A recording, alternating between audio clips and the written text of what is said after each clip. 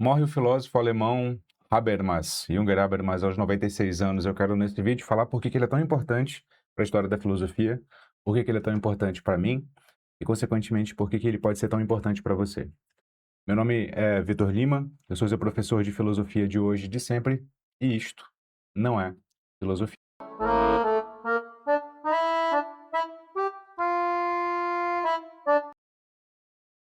A gente pode começar a falar sobre o Habermas aqui, lembrando quem ele é, inclusive fazendo um react a essa matéria do G1. Mas a essa altura, eu penso que se você clicou nesse vídeo, você gosta de filosofia e você já está a par do que o Habermas representa, pelo menos de modo inicial. Antes de falar o que é a importância do Habermas para a história da filosofia, eu queria falar minha história pessoal com o Habermas e que tem a ver com esse livro aqui, tá? Me permita, portanto, fazer esse histórico de por que ele é tão importante para mim, por que eu escolhi ele para ser a última aula do meu curso de História da Filosofia e por que ele pode ser importante para você. Fiz minhas anotações como sempre, dessa vez estão no computador, vou segui-las, portanto vou olhar para cá e olhar para você. Tudo começa quando eu estava fazendo Direito na Federal do Amazonas, na famosa Universidade Federal do Amazonas, ou UFAM. Ali, a faculdade de Direito fica no mesmo campus, só que fica um pouco afastada da faculdade de Letras, de Ciências Humanas. Eu não me recordo como ela se chama agora, mas a faculdade que fica Filosofia, Letras, Ciências Humanas. Nessa faculdade, pelo menos na época em que eu fazia, tinha no grande corredor, né, dessa faculdade, uma livraria. Não era um sebo, era uma livraria mesmo. Essa livraria vendia livros novos, acadêmicos, na maior parte das vezes. Eu gostava mais de ficar nessa faculdade de Ciências Humanas, Letras e Filosofia do que na própria faculdade de Direito. Na faculdade de Direito havia poucos encontros. Os alunos iam para as aulas e saíam, para as aulas e saíam. Tinha ali uma cantina na faculdade de Direito, mas não agregava muita gente em torno de conversas. Ao contrário da faculdade de Letras, Ciências Humanas e Filosofia, que sempre tinha gente conversando. Ali ficava a parte do bandejão. Dificilmente um aluno de Direito ia para o bandejão, embora eu frequentasse o bandejão. E eu gostava mais de ficar ali. E de vez em quando eu entrava naquela livraria, que tinha livros mais caros, né, porque eram novos.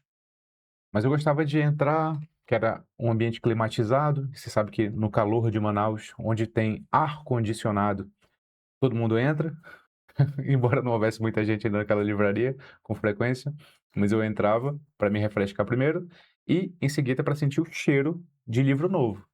Bom, você conhece cheiro de livro novo. O quão apaixonante é esse cheiro para quem gosta de estudar, para quem gosta do nosso mundo, né? O mundo dos livros, o mundo dos estudos, o mundo das letras, das ideias. Talvez esse seja um dos cheiros mais marcantes. E eu gostava de folhear os livros ali. E um desses livros foi decisivo. E aqui vem o chamado que começa a minha aventura, digamos assim. Eu estou falando desse livro aqui, ó. Filosofia, Racionalidade, Democracia. Os debates Hort-Habermas. Esse livro aqui foi editado pelo professor José Crisóstomo de Souza, da Federal da Bahia. Ele me chamou a atenção porque eu já gostava do Richard Hort, esse cara aqui, e eu queria ler tudo, né, sobre o Richard Hort na ocasião. Quando eu vi esse livro, eu falei, olha, esse aqui eu não conhecia, hein? Que livro será esse? Eu já tinha ouvido falar do Habermas, mas eu nunca tinha lido nada do Habermas. E aqui é uma troca de artigos entre os dois. Então, isso forma um diálogo, né? Assim, no primeiro diálogo, eles falam sobre filosofia, cultura e relativismo, e no segundo diálogo, eles falam sobre filosofia, racionalidade e política. Ao todo, são 5 diálogos, cinco artigos, e mais 3, totalizando 8, de apêndices aqui, em que o Habermas fala sobre o pragmatismo, e o Hort fala sobre verdade e justificação, eles ficam debatendo sobre o tema da verdade. foi um dos livros mais difíceis que eu já li na minha vida, tá? Por quê? Porque os dois, ambos, são muito eruditos. Eles começam escrevendo e eles sempre retomam a história da filosofia, de modo que, se você não estiver habituado ao que os filósofos disseram antes, você se perde facilmente, ou, o que aconteceu comigo, você se sente mais estimulado ainda a estudar filosofia. Geralmente tem essas duas atitudes perante textos difíceis, né, de quem gosta de estudar. Ou a pessoa se sente muito estimulada quando o texto, muito desestimulada quando o texto é difícil, é complexo, ou ela se sente muito estimulada, como foi o meu caso, tá? A luz estava muito forte aqui. Eu falei assim, não tem possibilidade, não tem possibilidade de eu não entender esse livro, nem que eu demore alguns anos. Esse livro me estimulou tanto, mas tanto, que ele me fez tomar uma decisão, assim, mais à frente. Mas a decisão imediata, para tentar entender essa história aqui, foi assim: eu estava na faculdade de Direito e eu estava buscando mais filosofia que direito naquela época já. O que que eu fiz? Eu peguei esse livro. Na época, eu fui falar com um professor de sociologia jurídica, professor Almir, cujo sobrenome eu não me lembro agora. Eu me lembro que o professor Almir pesquisava Habermas Habermas pesquisava cotas também. Não me lembro exatamente o que que ele pesquisava, mas eu lembro que as aulas dele eram sempre muito interessantes, pelo menos para mim, não sei se para todos, porque eu não gostava de direito, né? Essa é a verdade. E eu fui procurar o professor Almir. Professor Almir, queria fazer uma pesquisa de iniciação científica. Eu achava a ideia de pesquisa de iniciação científica a coisa mais maravilhosa do mundo, porque, pô, você ganhar para fazer o que você faria de graça, né, que é ler livros e escrever sobre livros, nossa, né? Por mais que fosse uma mixaria, eu nem lembro quanto era na época, se era 300 ou 400 reais, ou se era 500, eu realmente não me lembro. E aí isso me fascinou de modo tal, fui falar com o professor, marquei um horário lá no gabinete do professor, fui falar com ele, apresentei o livro, disse do meu interesse, disse que eu não sabia absolutamente nada de como iniciar uma pesquisa, sabia que ele conduzia pesquisas com outros alunos. Ele gostou da ideia, só que falou assim: olha, infelizmente eu não tenho tempo para te orientar nessa pesquisa e, infelizmente, esse assunto é interessante, mas não vai ao encontro do que eu estou pesquisando atualmente. Eu lembro que ele estava pesquisando atualmente também, fazendo interseções, agora eu lembrei, entre direito e sociologia. À época, ele já estudava o Gessé Souza, que hoje é mais famoso, o grande sociólogo Gessé Souza, brasileiro, escreveu Elite do Atraso, escreveu A Classe Média no Espelho, escreveu entre outros livros, né? Na época, o Gessé Souza estava conhecido só no mundo acadêmico porque ele pesquisava essa nova classe média que tinha surgido com os programas sociais do governo Lula. Então, era isso que o professor Almir pesquisava. Ele me recusou. Isso foi um banho de água fria, porque na faculdade de Direito, como não tinha filosofia do direito na Federal do Amazonas, ele era a minha única chance, entendeu? De estudar filosofia na época. E aí veio essa. Eu passei muito tempo decepcionado, mas continuei estudando, continuei tentando ler por conta própria. E na época eu também fazia teatro. Eu fazia teatro amador em Manaus, né? Eu pertencia a uma companhia de teatro chamada Companhia de Ideias, que ainda existe hoje, até onde eu sei. É comandada pelo João Fernandes. João, se você estiver assistindo a este vídeo, um abraço. Mas hoje eu acho que o João coordena um centro cultural em Manaus. Não sei se ele mexe com teatro ainda. Mas o fato é que eu mexia com teatro e conhecia algumas pessoas do entorno, do meio teatral. Uma delas estudava na mesma universidade que eu, na UFAM, só que na faculdade de pedagogia. E aí, a gente conversava de vez em quando, se encontrava pelos corredores, e num desses encontros, foi na cantina lá da Faculdade de Letras, Ciências Humanas e Filosofia, a gente estava sentado junto, e aí veio um professor dela. Ela falou: "Ó, deixa eu te apresentar o professor Márcio." O professor Márcio é muito gente boa, foi uma das melhores disciplinas que eu já tive e tal. Era uma disciplina dessas que tem em toda a faculdade, né? Pelo menos, acho que tem em toda a faculdade. É uma disciplina de metodologia científica, de escrita de textos científicos. Eu me lembro que o professor Márcio, segundo a minha amiga, era muito diferente, porque ele forçava, entre aspas, os alunos dele a ler literatura. Me lembro que ele estava lendo Chekhov, porque, segundo ele, e essa é uma grande influência que eu tenho, você não aprende a escrever só lendo texto científico, você aprende a escrever expandindo seu repertório, inclusive literário. Lembro que ele estava tentando fazer os alunos lerem A Dama e o Cachorrinho, do Chekhov. E aí a gente, naquele momento, leu, a gente se conheceu. Leu não, né? A gente sentou junto, se conheceu. Falei que eu fazia teatro. Ele falou que se interessava por teatro também, então aí já, né, as ideias se casaram e tal. Eu falei, poxa, eu tô querendo fazer uma pesquisa de PIBIC, eu gosto mesmo de filosofia, professor. Eu tô fazendo direito, mas eu gosto mesmo de filosofia. Aí ele falou, olha, que interessante, você gosta de quê? Aí eu falei, gosto de Richard Hort, pragmatismo. É... Aí mostrei o livro, né? Poxa, esse livro me chamou muita atenção. Eu até pedi de um professor do direito, de sociologia jurídica, para me orientar no Habermas e no Hort e tal. Falei assim, cara, eu não manjo nada de Habermas, nem de Hort, mas eu gosto de filosofia, porque eu sou formado em filosofia. Falei, caramba, você é formado em filosofia? É. Ele era professor da faculdade de educação, da disciplina de metodologia científica, mas ele era formado em filosofia, tinha mestrado em Nietzsche e tal.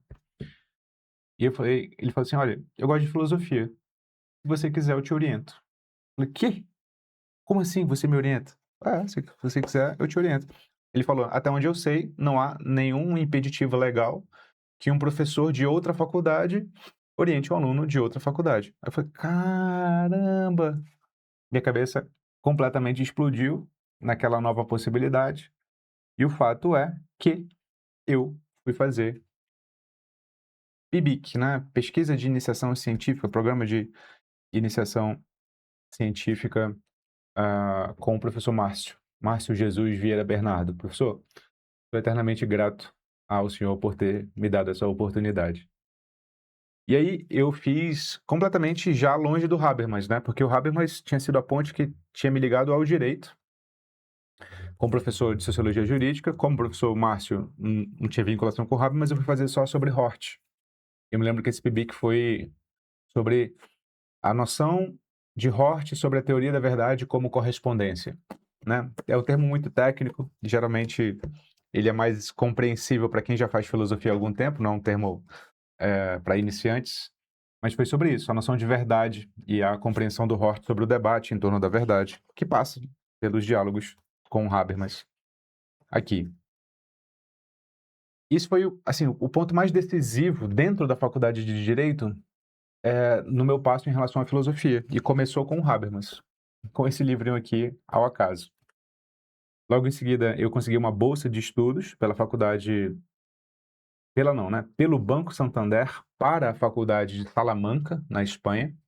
Passei 6 meses lá, e lá eu tive a minha grande transformação, a minha grande virada de mentalidade, para decidir fazer filosofia de uma vez por todas e não continuar com o direito. Isso já era por volta do 6º período ali. E aí, quando eu voltei, outro dia eu conto essa história, se vocês quiserem. Eu voltei para o Brasil, eu já voltei avisando meus pais que eu faria filosofia. Entrei em contato com um professor que pesquisava Richard Hort, e já tinha escrito também sobre o debate Hort-Habermas. E esse professor dava aula na Universidade Federal Rural do Rio de Janeiro. E ele me convida para ir para a universidade, estudar com ele. Disse que poderia facilitar meu processo, né, de obtenção lá de moradia, no alojamento e tal. E aí eu fui. E aí, esse foi o início da minha trajetória em filosofia formal, né, dos estudos formais. Mas tudo começou com esse cara, com o Habermas. Vocês entendem? É isso. E aí, quando eu leio que o Habermas morre, ele para mim não é esse fato para mim não é só o fim de uma vida de um dos principais filósofos contemporâneos, né, ainda vivos. Eu lembro que a teoria do Habermas, pelo menos a que projetou ele para a fama, né, que é a teoria do agir comunicativo, é uma das teorias mais interessantes dos últimos tempos. E eu não queria deixar que ela morresse com ele, percebe? Não queria deixar que ela morresse com ele. A teoria do agir comunicativo é uma teoria que tenta dar conta, ou pelo menos descrever de modo ideal, como uma situação ideal de fala aconteceria, de modo a gerar mais consenso que conflito. De modo a gerar mais consenso que conflito. Então, Vitor, o Habermas estava descrevendo uma situação ideal de fala, mas como é que isso se relaciona com a prática? O Habermas, assim como muitos pensadores que o precederam, como, por exemplo, não só da filosofia, mas da sociologia, como o Max Weber, entendem que se você descreve uma situação ideal, você não está necessariamente querendo que aquela situação ideal se realize tal qual idealizada. Ou seja, você não está querendo que a realidade se conforme a uma ideia. Quando você descreve uma situação ideal, você está querendo estabelecer o norte em relação ao qual nós avaliaremos o que nós estamos fazendo agora. Você está estabelecendo o parâmetro em relação ao qual nós avaliaremos o que nós estamos fazendo agora em relação a estamos no caminho certo ou no caminho errado? Estamos nos aproximando ou estamos nos afastando? Então, quando você descreve uma situação ideal, você não está sendo um idealista, você está sendo um realista, porque você está dando um critério de planejamento concreto de como você vai conduzir a sua situação prática, que nunca será ideal, mas nesse ideal se inspira para fazer os ajustes necessários. A teoria do Habermas inteira sobre o agir comunicativo tem como objetivo fundamental isso que eu acabei de descrever. Estabelecer um ideal, para que esse ideal não se realize, mas para que ele sirva de parâmetro, critério, balizador do que nós fazemos na realidade. Isso já é muita coisa, né? Muita coisa. Digamos, né, você quer melhorar o Brasil, vamos fazer com que o Brasil seja um país melhor. Pô, mas um país melhor é muito vago. Me descreva esse país melhor. O que seria o Brasil ideal? O Brasil ideal teria esses indicadores em educação, esses indicadores em saúde, esses indicadores em bem-estar psíquico. Entendi. Então esse seria o Brasil ideal, né? Vamos nos aproximar dele. O que é preciso para que nós melhoremos os indicadores em educação, em saúde? Entendeu? É isso. Então, isso é o sumo do Habermas. E muita gente não entende esse propósito teórico e fala, isso é pura teoria, isso aí nunca vai se realizar. Porque talvez quem reclama nunca tenha que ter planejado nada na própria vida, né? Assim, porque quando você planeja, você coloca uma meta. E essa meta, ela é um ideal. Só que esse ideal não é idealista. Esse ideal, ele serve para que a gente, na prática, continue andando com uma direção. Então esse é o Habermas, né? Para mim, em essência. Se você quiser assistir uma aula minha sobre o Habermas, está de graça aqui no YouTube. Vou colocar aqui no link em cima. É uma aula em que eu abordo os dois, inclusive, o Hort e o Habermas. E assim como reflexão final, eu queria chamar vocês para pensar sobre o que significa a morte de um filósofo e o que significa fazer com que esse filósofo continue vivendo. Fazer com que o filósofo continue vivendo não é fazer com que a gente preserve o corpo do filósofo, né? Assim, exume o corpo do filósofo, mumifique o corpo do filósofo. Fazer com que o filósofo continue vivendo é continuar debatendo com suas ideias, seja para com elas concordar, seja para com elas discordar, né? Em relação a elas discordar. Então, isso é a vida do filósofo. Nós, que gostamos de filosofia, costumamos nos importar pouco com o nosso corpo. Porque a gente sabe que ele é finito, passageiro, né? Efêmero. Mas nós costumamos nos importar muito com as nossas ideias. E talvez o maior desrespeito para quem gosta de filosofia é tratar nossas ideias como café com leite, como indignas de serem debatidas. Geralmente quem tem aversão a debate, ao confronto de ideias, não gosta de filosofia, gosta de outra coisa. E como é que a gente mantém um filósofo vivo? Continuando a debater as ideias dele. E o Habermas tem uma lição fundamental. Mudar de ideia não é sinal de fraqueza, mudar de ideia é sinal de inteligência, ao contrário. uma situação ideal de fala, as pessoas estão dispostas a mudar de ideia. Quando você só participa de comunicações em que você só preserva e só fortalece a sua ideia, você não está numa situação ideal de fala. Você está numa ilusão de que você tem razão. Queria deixar essa mensagem final sobre o que o Habermas nos ensina, por que ele é tão importante na história da filosofia e por que ele pode ser tão importante para você. Não se esquece, você é o que pensa. E como sempre, fique com Sócrates.